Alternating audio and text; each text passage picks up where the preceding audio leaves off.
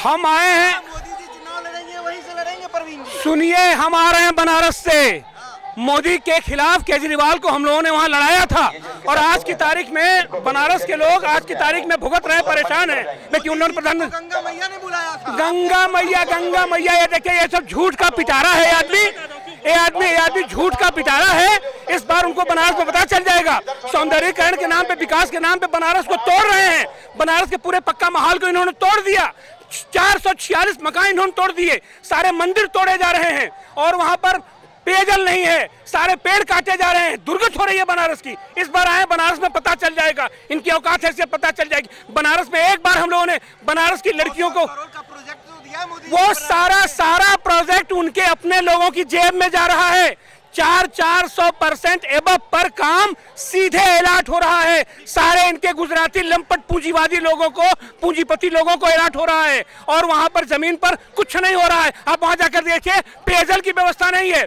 बिजली का तार अंदर कर रहे हैं, जल निगम वाली पाइप के अंदर बिजली का तार डाल दे रहे हैं। इस तरीके का अब दिल्ली से सियासी मॉल लखनऊ जाने वाली है केजरीवाल का। दिल्ली से केजरीवाल क्या पूरे देश के पैमाने पर पूरे समाजवादी इकट्ठा हो रहे हैं और समाजवाद केंद्रीय सरकार बनेगी।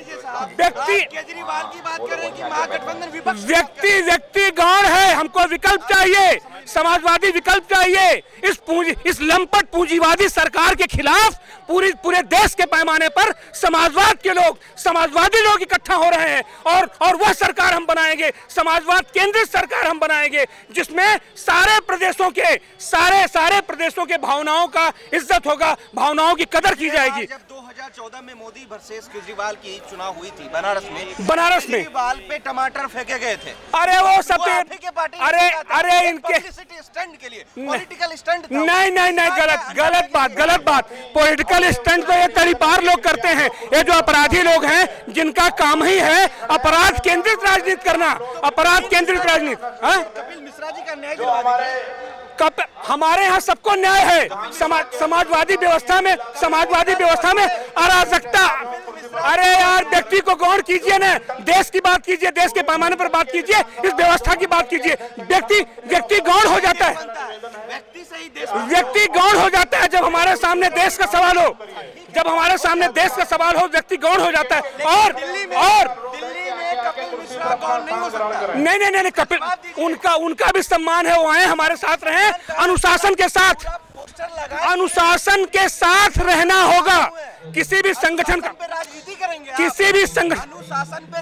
बिल्कुल राजनीति तो हर जगह होती है, राजनीति तो हर जगह होगी और संगठन के अंदर अनुशासन होता है। उस अनुशासन के दायरे में बंगाल जल नहीं रहा है। बंगाल में झाड़ू लगने जा रहा है। 42 के 42 सीटें हमारे संघी मोर्चा की आएंगी, समाजवादी लोगों की आएंगी। लंपट पूंजीवाद अपने मुंह की खाएगा, ध्वस्त होगा। बंगाल में भी, बंगाली नहीं, बिहार में ध्वस्त होंगे, आंध्रा में ध्वस्त होंगे, पूरे पूर्वांचल भारत में ध्वस्त होंगे, असम में ध्वस्त होंगे, मेघालय में ध्वस्त होंगे, अरुणाचल, गुजरात में भी ध्वस्त होंगे। खत्म, इनका सारा खेल खत्म। तड़ीपार अब वहां नहीं जा सकता है। तड़ीपार को देश से हम लोग अब उनको तड़ीपार करेंगे। केजरीवाल जी बना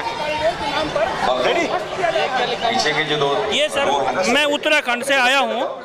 तो मोदी जी पहले पौड़ी लोकसभा से चुनाव लड़ना चाहते थे और वहाँ पे लोगों ने कहा प्रवीण भाई को चुनाव जिताएंगे।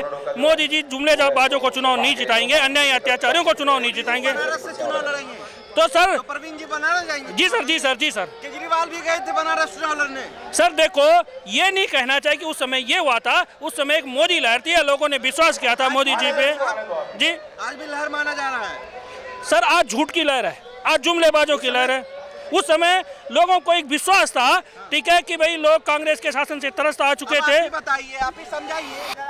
आज केजरीवाल जंतर मंतर पर एक बड़ा प्रदर्शन करने जा रहा है, इसका मुख्य उद्देश्य क्या है? इसका मुख्य उत्तर जैसे आपने देखा है, तानाशाही हटाओ लोकतंत्र बचाओ, जो आज पूरे देश में एक जो है फ्यूचर को लेकर के लोगों के अंदर जो एक चिंता का विषय बना हुआ है। जो गुंडागर्दी चल रही है, जो तानाशाही चल रही है, जो मोदी के भ्रष्टाचार चल रहा है और जो मोदी और अमित शाह की तानाशाही चल रही है, उसके विरोध में ये प्रदर्शन है।